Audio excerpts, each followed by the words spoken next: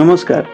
দিন বিশেষত আজিৰ দিনটো শিতানত আজি 4 জুলাই ইংৰাজী কেলেণ্ডাৰ অনুসৰি বছৰৰ 185তম দিন আৰু অধিবৰ্ষ বা লিপিয়াৰৰ ক্ষেত্ৰত এয়া 186তম দিন হয়।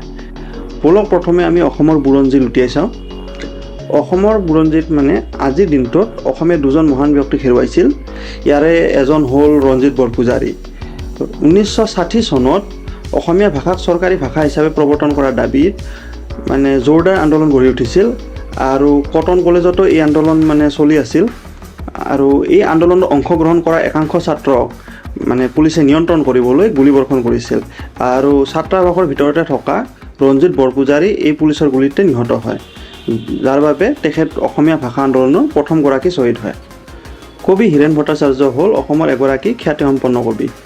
অসমীয়া কবিতা প্ৰেমীৰ মাজত তেওঁ হিৰুদা হিচাপে জনপ্ৰিয়। তেখেতে অসমীয়া সাহিত্য জগতখনলৈ বহু অৱদান আগবঢ়াই গৈছে। 2012 চনৰ আজিৰ দিনটোতে তেখেতে আমাৰ মাজৰ পৰা চিৰদিনৰ বাবে আঁতৰি যায়। 4 জুলাই তাৰিখে আমেৰিকাই স্বাধীনতা দিৱস পালন কৰে। প্ৰতি বছৰে 4 জুলাইত জেক ফ্ৰুট অৰ্থাৎ কঁঠাল দিৱস হিচাপেও পালন কৰা হয়। দিন বিশেষত আজিৰ দিনটো শিতানত আপুনি বহুকেইটা কথাই গম পালে। ভিডিঅ'টো এতিয়া দীঘলীয়া নকৰোঁ, ইমানতে সমাপ্তি কৰোঁ। অহাকালি পুনৰ লগ পোৱাৰ প্ৰতিশ্ৰুতিৰে এতিয়ালৈ আহোঁ। নমস্কাৰ।